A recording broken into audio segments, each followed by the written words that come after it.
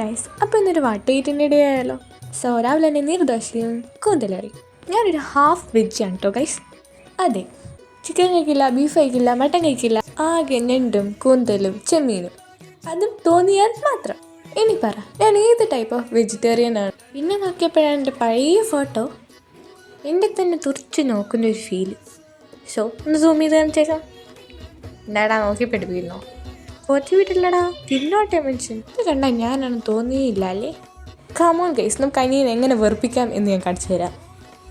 അടക്ക അടക്ക അടക്ക, സോറി സോറി. ഓ, അങ്ങനെ ഉച്ചയിട്ടുണ്ടല്ലോ. അതെ ഗൈസ്, അങ്ങനെ ചോറിനുള്ള സമയം ആയിരിക്കുന്നു.